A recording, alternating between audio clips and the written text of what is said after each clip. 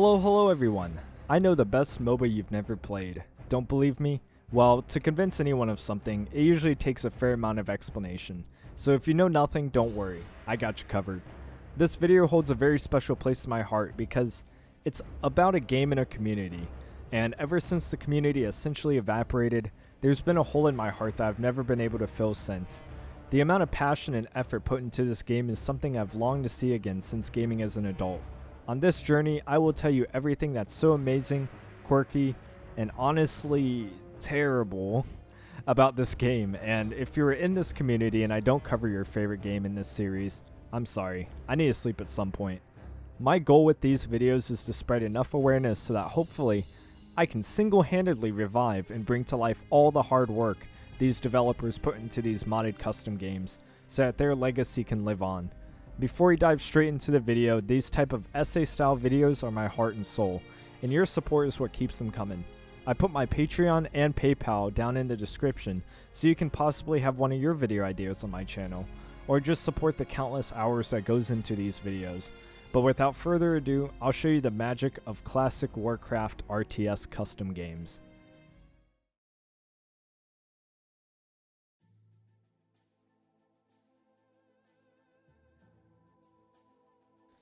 Alright, now these are some of the coolest games of all time. These games were made at the peak of innovation in gaming with all the quirkiness, jank, and testing of new ideas.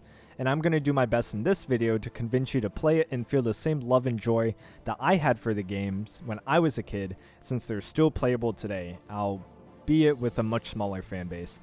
To make you understand how much effort players went through to play these games, you had to connect to a botting site called MakeMeHost. This is where independent players can host their own custom games they made, or play ones that other people have made and that are just widely available to the community. These games include, but are not limited to, DoTA, Horde vs. Alliance, Trolls vs. Elves, Footmen vs. Grunts, Custom Heroes Survival, Broken Alliances, Legion Tower Defense, 7 Blade Masters or Gladiators, Hero Wars Iceland, and many others that I can't name, or this will be going on forever. And they even had tribute games like Dragon Ball Z, Naruto, and Bleach, and just other, random and quirky games that I found. Most of them pretty buggy, but I still think they're worth a shot. And many of these games brought in hundreds of thousands of casual and competitive gamers who experienced all of these indie games with concepts they've never played before. And this is all thanks to one tool a once great Blizzard provided: Warcraft 3 World Editor.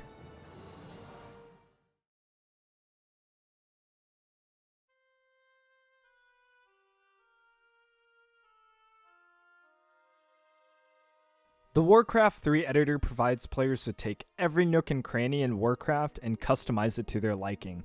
And for even more control, it has its own coding language, JAS, or just another scripting syntax. It's described as an event-driven scripting language which you can use to control the AI within the game in various different ways, such as creating events in a game that help the flow and balance for its users. For those programming nerds out there, I'll just read what the Warcraft wiki says. The language provides an extensive API that gives programmers control of nearly every aspect of the game world.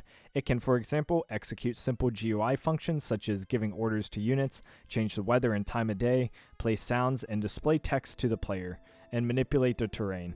JAS can also create powerful functions such as trackables, which detects if a mouse goes over or hits a position, get local player, which can cause disconnects if used improperly, such as using handles with get local player.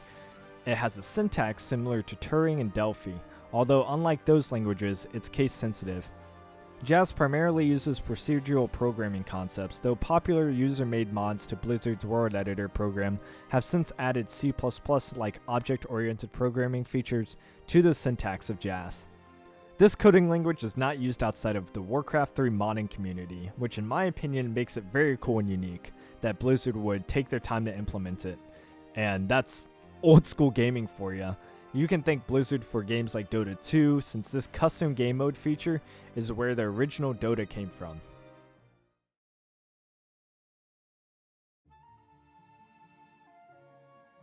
But to not bore you guys too much with the coding stuff, I played one of Dota's competitors, Horde vs. Alliance. And the first thing you should know about Horde vs. Alliance is it's also a MOBA, and way more imbalanced than DoTA. But that is also what makes it so fun and appealing, in my opinion. From an outsider's perspective, these games look like a very bare bones and outdated version of the MOBAs we have today, like League of Legends or Dota 2. And you're only half right. This game is outdated as shit, both in presentation and feel, but its qualities have transcended those of more modern and balanced MOBAs, like the ones I just described, that offer a more commercial experience. The first part of this video is going to be about the very basic mechanics that make this game unique, starting with items. And unlike most traditional item trees that do most of the work for you in terms of space management and your inventory, this game is quite demanding. You have to buy 3 separate items, and then your last item has to be a scroll, which, yes, also requires a slot. And I've seen new players immediately try to buy a scroll and be very disappointed because they wasted all their gold on a piece of paper. To be fair to them though, the game is the opposite of intuitive when you first play it, because there's no tutorial for any of these games, and you either have to ask the community or go on some random forum and read a lot, and the gamers that attempt to teach you how to play just give you a giant word salad on your screen, and it's not very intuitive either after reading it all. But I kind of like it. It's like a trial and error, and personally I'm fine with it. The exploration of new mechanics is something that's all but gone in newer games, which hold your hand the entire way through. But yes, it is an issue overall, but it is the best the developers could do with developing a game inside another game.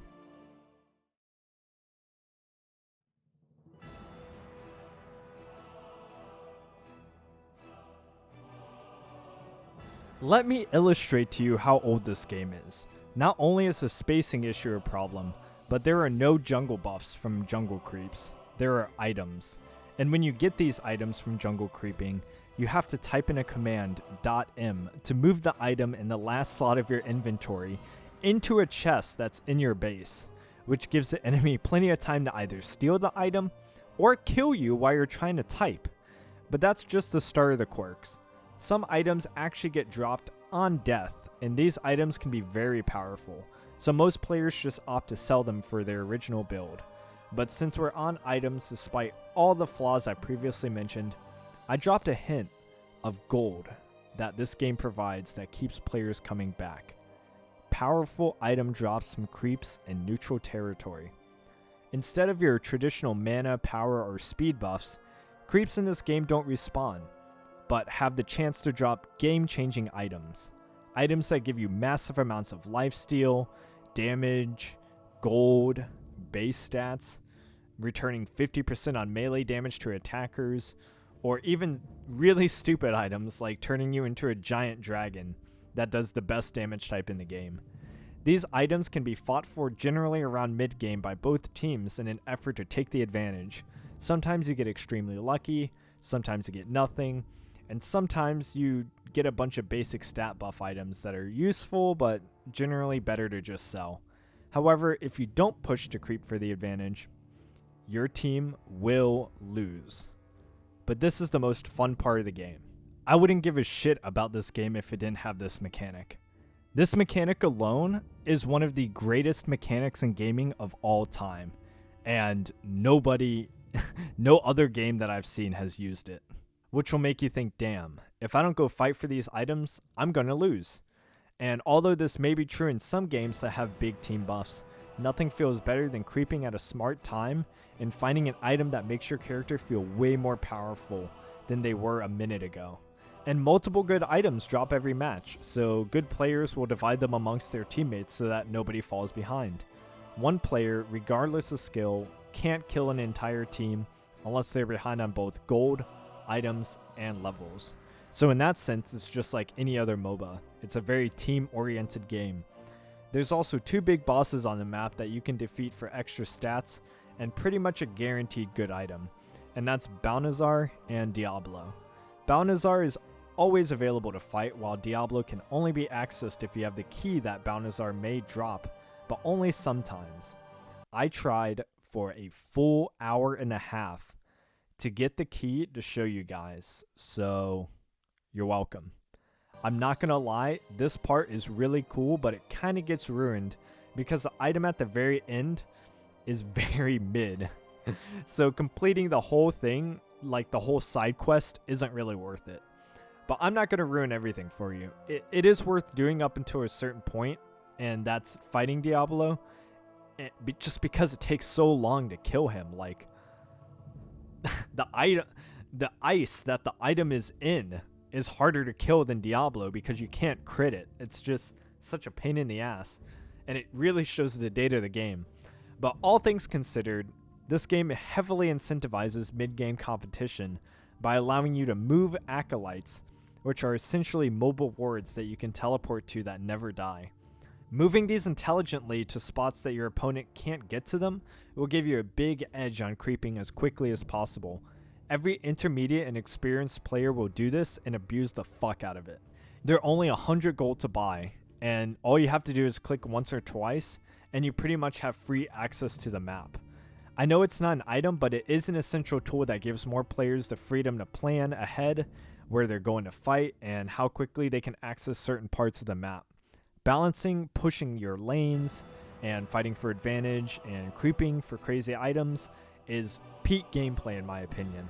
This makes the game both chaotic and an unforgettable experience, and is truly what I imagine when I think of an online multiplayer battle arena.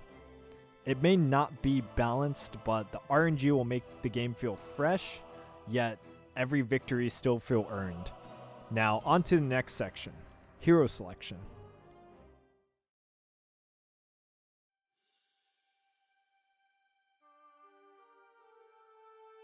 Every MOBA has its fair share of broken characters, and this game is no exception. But it takes a very interesting approach to what heroes will be on each team. You start every game with a medallion that gives you 12 of each stat, and allows you to repick your hero at the cost of having the stats of it. And since every game starts with a random hero, you can swap with other players if you don't want to repick a good hero. Now, I won't lie to you, some heroes are downright game breaking. There's a bridge at the top and bottom lanes, and with the character Turtle, you can block the creeps from coming to your lane at level 1. This can get quite ridiculous if you can't tell, and since the community is so small, if you do this in the game, people will outright ban you from their lobbies. There's not really a great way to fix this, but it is looked down upon by everybody, and only more experienced players will really know about it to do it. And if you do it, you're, like I said, gonna get banned immediately. And if you can't figure out why, it's because you're denying all the experience from the enemy in your lane and getting essentially free farm because your tower is killing their enemy minions and you're just getting all the free experience. This is a very obvious exploit that's game breaking and borderline cheating, but there are other interesting exploits and strategies that are completely allowed. And there's a character on the Horde side called Lich, and his ult essentially allows him to kill high level creeps at a relatively low level, since it does percentage damage.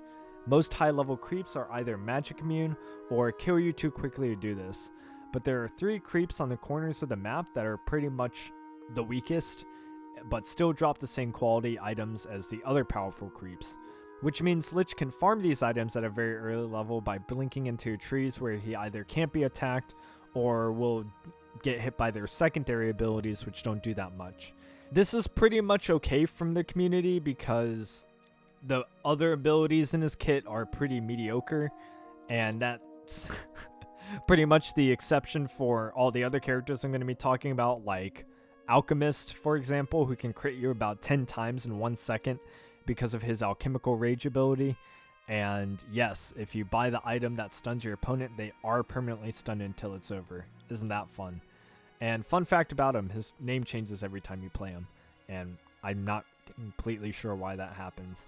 But he's not the only one. There's another character named Arthas who has a cleave ability, and what cleave does is it hits any other character around Arthas that's an enemy, and if you don't think that's OP on its own, if Arthas hits a minion near the enemy hero takes full damage from the ability because the game doesn't calculate the enemy hero's armor because Arthas isn't directly hitting the enemy hero, which is completely fucking busted.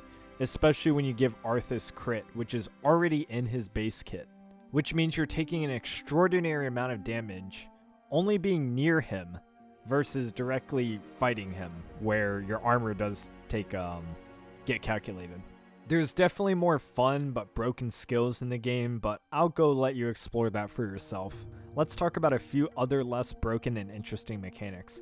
Most Night Elf characters can go invisible at night if they stand still, which means the more assassin-like ones like Warden can go stealth to get a much better position on the enemies with the right position and patience, while other characters are borderline untouchable because of a move called Blink, which at level 20 has practically a 1 second cooldown, which means you either have to be brain dead or miss your blink somehow to die at higher levels. Other characters like Kil'jaeden or Commander of Elves just have a large power and defense stem that they can apply to themselves and others. However, they can no longer use it if they buy magical immunity items. And this is only a short list of all the quirks and nuances from the heroes, and I could definitely name more, but I guess you'll have to play the game for yourself. And I'm only covering the ones in the older version that I played. The newer characters are way more weird, and some of them I haven't played yet, so there's still stuff for me to explore.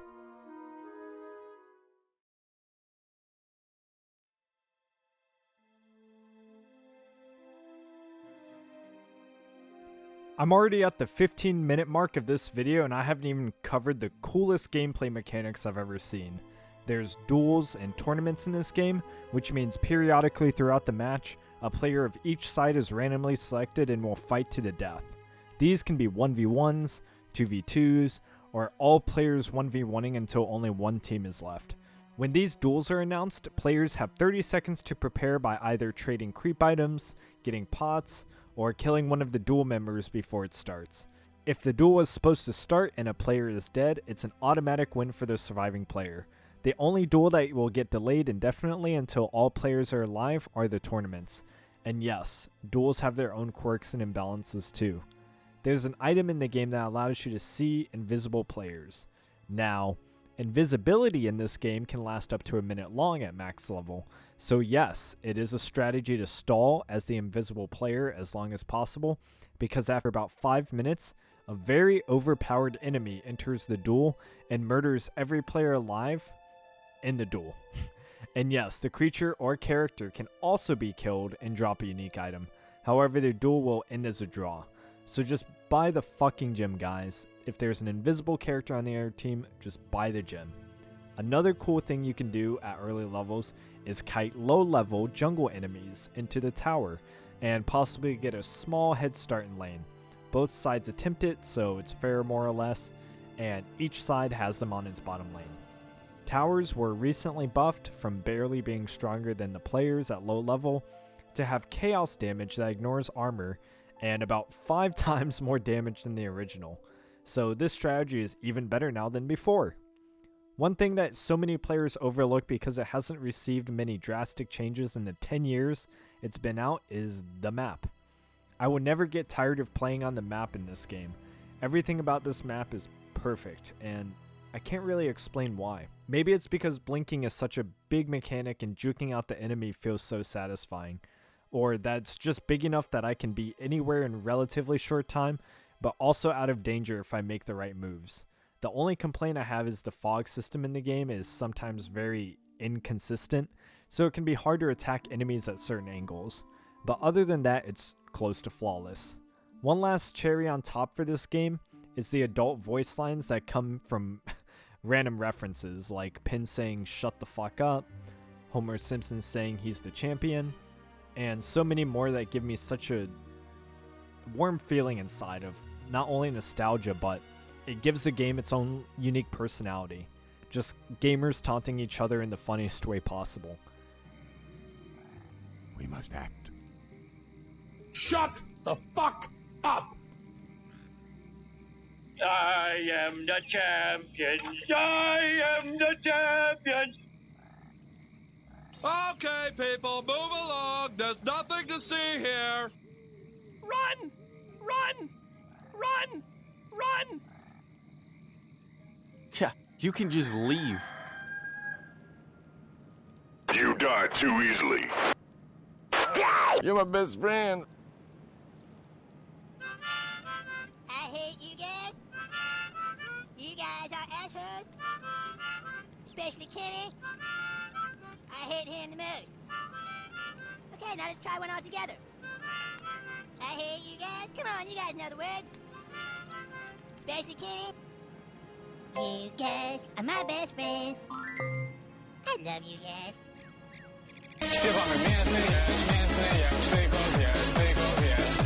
Some sound effects even trigger when you buy certain items like aura.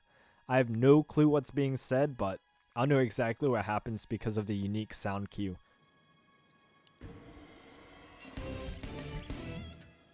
Nie było żadnych ciastek, więc kupiłem zaprawę murarską. Good times, man.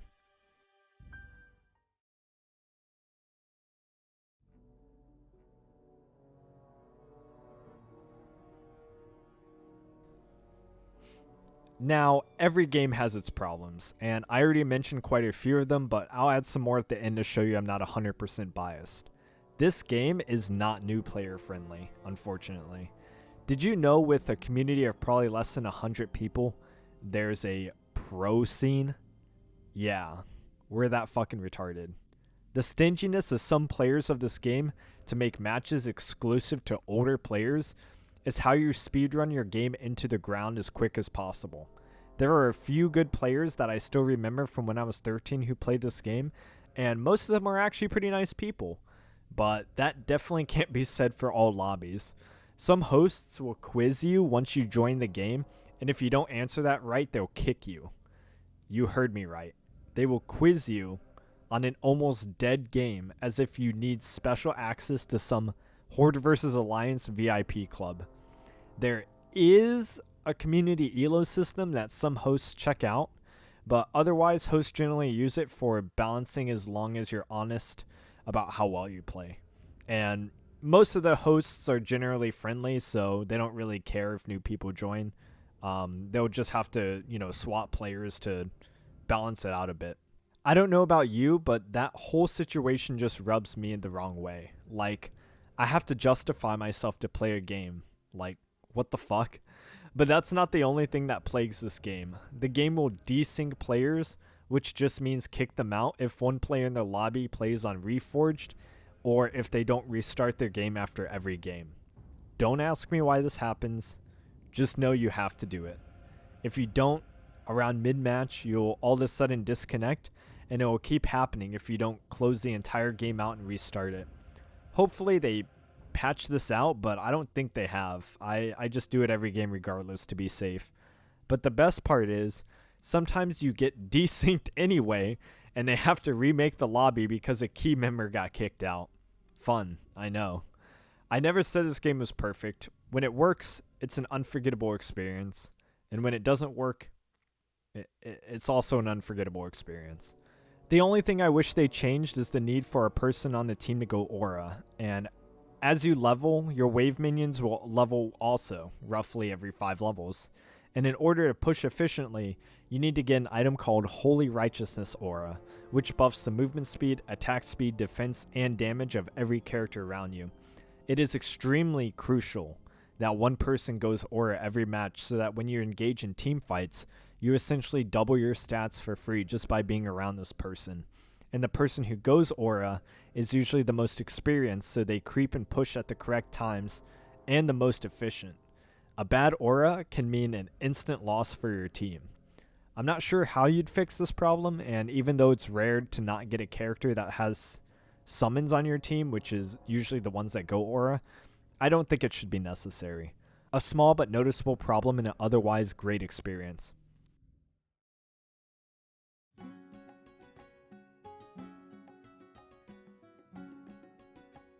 Alright everyone, 9 pages of script later and the video is wrapping up to a close. I'm creating a community Discord server so that I can play all the games I'll be covering in this series with you guys, and the link will be in the description. You can also ask me anything about my political stances, as I also do that on this channel, and I noticed that 96% of my audience hasn't subscribed yet. That's a lot of percentage, guys. Really making me sad out here. But on a serious note, if you like the channel and want to see more, Donating and subscribing are what keeps my sanity while doing this. And even though I do this full time, it still feels like I'm working 2 jobs, writing, recording, and editing all these videos. But it's all out of the love of the art, and I appreciate your support here the most. I hope everyone watching has a great day, and I'll see you later.